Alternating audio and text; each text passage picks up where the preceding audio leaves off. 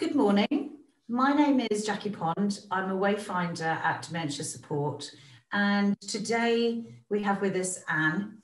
We are running as part of Wayfinder Week, Carer's Question Time, and Anne is an experienced carer of her husband Bob, and with her consent, what we're actually doing is putting 3 questions, Anne, aren't we, that giving your honest views on how the whole experience is impacted on you and Bob.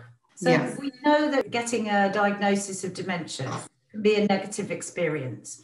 What was your reaction as Bob's wife when his diagnosis of dementia was confirmed? Bob was diagnosed in 2015. I did know a year before that there was something wrong with Bob. When the doctor agreed something was wrong and Bob had a scan, and he said, yes, he said, you have Alzheimer's. We just sat there, Bob and I. So he said, but if you'd like to go in the other room, he said, then there's nurses in there that will help you. So we went in the other room where there was 2 dementia nurses. Bob and I just sat there and they handed us leaflets. We never took any of that information in. It was too much. When we did get home after that day, cried like we'd never cried. And I said to him, you'll forget me. He said, I'll never forget you, which kept me going, really. Did it? So it was almost his positivity that kept you focused and positive. Yeah. So my second question, which is probably you've kind of answered it, was really what surprised you the most about Bob whilst you've been caring for him? His personality change. You know, Bob's always a calming influence in the marriage, and that was changing, and I think that was sheer frustration on his behalf. And as soon as Bob had the diagnosis, I immediately jumped in and thought, well, he can't do anything. And in the end, after about a week, he sat and he went, Anne, stop it, I can do it. I had to make myself stand back. It didn't matter that it took him longer to make a cup of coffee. It didn't matter. It was a long time before he could button up his shirt, how to shave, turn the telly off. And I kept saying to him, it's fine, because he started to get really, really upset because he knew he couldn't do things, or he was struggling. But I just kept reminding him of things he could do. That's what I found difficult. Find in the early stages of Bob's Alzheimer's, to keep him stimulated, there was hardly anything out there. He had to be at the stage where he was sitting there and unable to do anything before anybody was going to help me. Bob needed the stimulating now. He needed to feel useful. Yeah, it was awful for him, a terrible time for him, both of us. My final question to you is, in your time as a carer, what advice do you give yourself at the start of your caring role for Bob? Try and find out as much information about the illness. I went to several courses through West Sussex and through Sage House, because I really wanted to understand what was happening to Bob and how to deal with it. As a carer, your life as easy as possible and as stressless as you possibly can. So therefore, stop asking all the questions and make that decision. If they do something wrong, stop telling them, because straight away, Bob's anxieties were going through the roof. It's very hard to do. It's really hard to start with because you share everything together as a husband and wife. It was now on me and getting him to join different clubs and associations. And then he knew I was coming back. So I had to, as hard as it was, it's a bit like taking your children to nursery school for the first time and you walk away and feel what a wicked mother you are. That's what it's like. Yeah, it was a lot of pressure for me. That's really good advice, Anne, and I truly, on behalf of Dementia Support, truly appreciate it. I think some of the things you said today will really resonate with carers. Hi, Jenny. Hi, Louisa. So the first question is, we know from experience, getting a diagnosis of dementia can be negative. What was your reaction as a carer when your loved one was diagnosed? Yeah, I suppose it was a negative experience, really, although you don't really think of that at the time. But looking back, I think it was negative, really.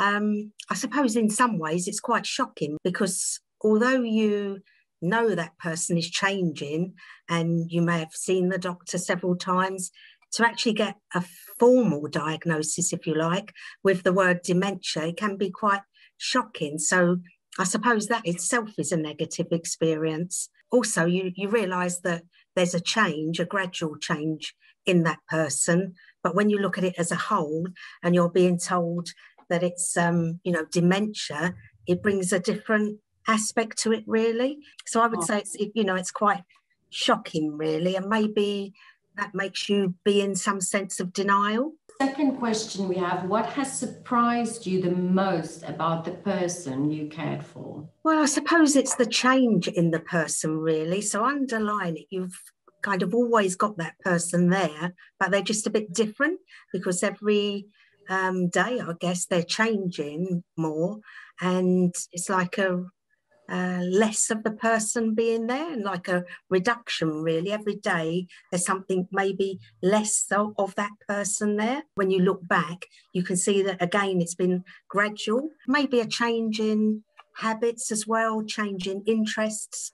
So for example, less interest in reading, less interest in visiting places of interest, that sort of thing that would have been, part of our daily lives, really. What about taste? Do you think like food, like favorite foods or something? Yeah, I suppose things like that become less important, and that person gets less excited about things. All of the things that contribute to your enjoyment in life, really. And it's more so that the everyday things that we all take for granted of doing, like you mentioned, eating and dressing, all those things become more important or dominate your day-to-day life rather than pleasurable things. So, that is quite a surprising thing when you look back. And the third question is, looking back at your time as a carer, what advice would you give yourself at the start of your caring role? I guess to take notice of people and to take advice, take any offers of help, because there is quite a lot of support out there that, you might feel on your own, but sometimes, looking back, there's lots of help being offered. But again, sometimes that might be, I might have perhaps not taken that one so readily. Maybe, that may be pride, or you think you can cope with things. But actually, advice I would give now is to accept that help that's offered.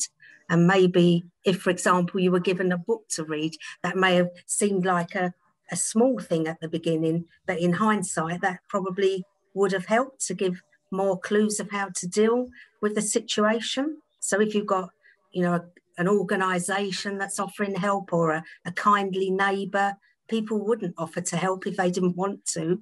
So I would say just accept that help, really. Oh, Jenny, thank you so much. Oh, you're very welcome. You're doing a fabulous job. Thank you, Louisa. Thank you.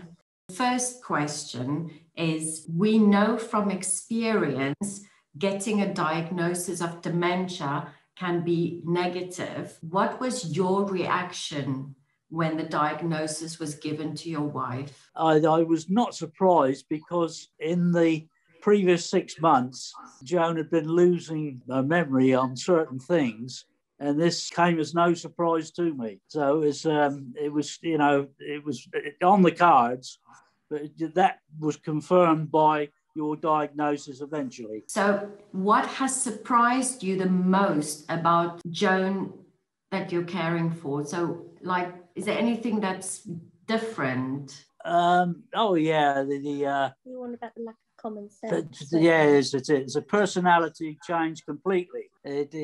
Things are coming up which she keeps repeating, and it's the same things all the time. She can remember things in the past, but can't sort of remember things in the last 5 minutes, if you know what I mean. Yeah.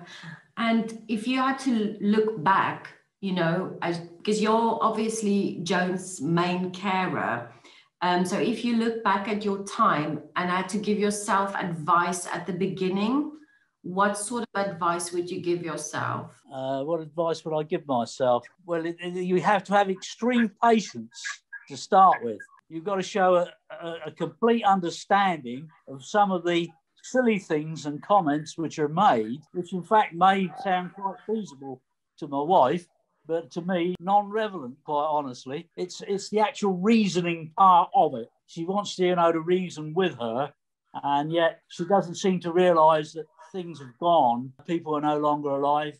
People are no longer living with us. All these things that come into a conversation tend to sort of try and go along with, but make it a non-feasible thing, really, if you know what I'm talking about. You've got to fall in with a lot of different things. You change your lifestyle, really. My lifestyle's changed completely being a carer now. Mind you, some of it's enjoyable. I've become a chef. I'm a better cook. My wife doesn't complain, which is good. Is that right, Joan? Yes. Yes, she says she agrees with me. So, yes, we're okay on that one, Louise, I think. Oh, thank you so much, Dave. Okie doke, you're welcome.